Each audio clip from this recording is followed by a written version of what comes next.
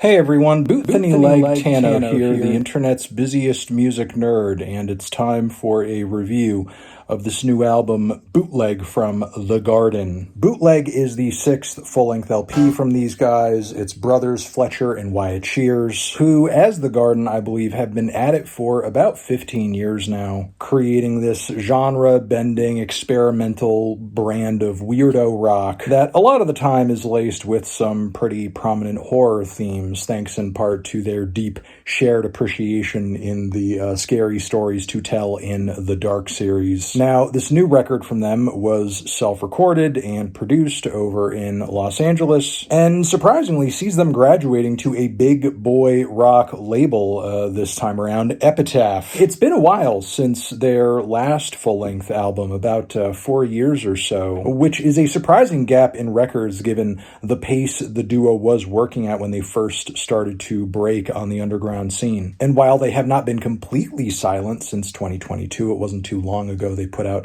a very solid EP of tracks, I was starting to wonder when we would see kind of like the next full-length album chapter in the duo's evolution, especially given that on their last LP, Horseshit on Route 66, it seemed like they were on to something. Now, with the announcement of this album prior to its release, the duo made sure to let fans know that apparently the tracks on this record don't follow a cohesive overall script or theme. And in addition to that, I do feel like the cover and the title itself are kind of helping to make fans set expectations here. Like, are we going to be in for a series of like demos or one-offs or something like that? And I will say, in terms of like presentation, the recordings and performances on this record overall are pretty raw, sort of stripped back. Like, if you expected the duo's transition over to Epitaph to lead to them sort of like bawling out instrumentally and sonically, you would be mistaken. Because if anything, Bootleg here is kind of the opposite, really reducing things down for the most part to drums, drum machines, guitars, and vocals. Even the opening track is kind of like a lo-fi piece of 90s alt-rock with a cowpunk twist. An interesting assembly of influences to present out of the gate, but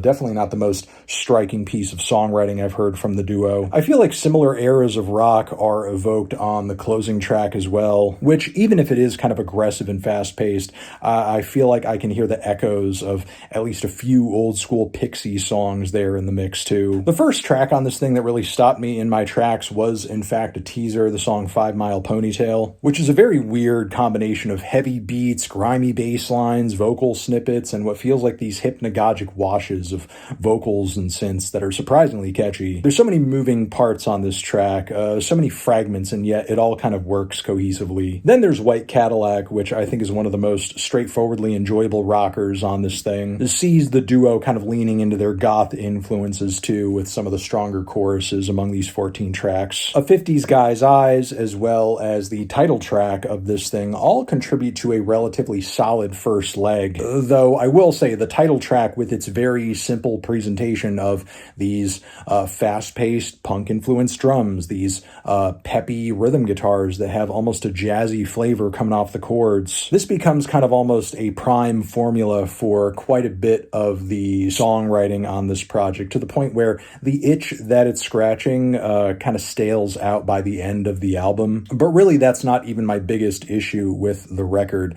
I feel like a lot of the performance quality and the songwriting quality in general kind of drops off after this track, most notably on Duck and Cover, which has a short runtime, distorted guitar chords, and this kind of like drunken, sloppy, caveman type spoken word, which, is it weird? Sure, but is it enjoyable? No. Kind of feels like the duo is taking the piss to a degree, honestly, at the expense of anybody willing to listen. I feel similarly about the chaotic riffs and barking dog samples all over Down Doggy, and to a degree the mess as well, which also instrumentally takes an everything but the kitchen sink approach. Not to mention the lyrics of this track, which I kind of read as being packed with this defeatist nihilism. Essentially, everything is bullshit, there's no point in saying anything, burn it all down, it's all crap kind of mentality, which I I kind of get, but I think maybe makes for a more compelling tweet than a full song, especially one such as this that does everything that it can to avoid being catchy. The final moments of the record aren't really anything to write home about, maybe outside of flailing on the tracks, which again does have a fast-paced and exhilarating goth rock flavor to it, but everything else is just kind of unremarkable, which I feel like is kind of generally the case for this record. Not only because, once again, the Garden are sort of sidestepping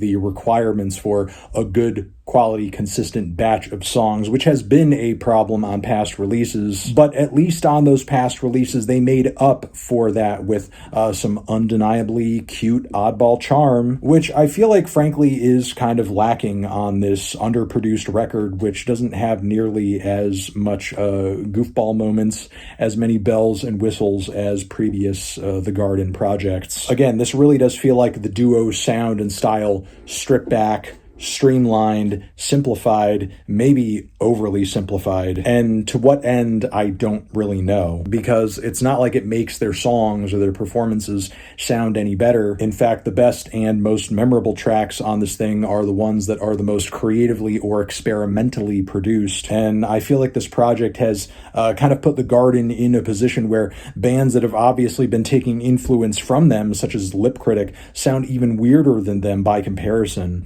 which you kind of hate to see, given that for a while the Garden have been one of the stranger, more left field bands in the underground rock scene. Again, compared to past releases, Bootleg just kind of sounds plain and a little too predictable, which is why I'm feeling about a light to decent 5 on it. Transition. Have you given this album a listen? Did you love it? Did you hate it? What would you rate it? You're the best. You're the best. What should I review next? Hit the like if you like. Please subscribe and please don't cry. Hit the bell as well. Over here next to my head is another video that you can check out. Hit that up or the link to subscribe to the channel. Boothany like Tano forever.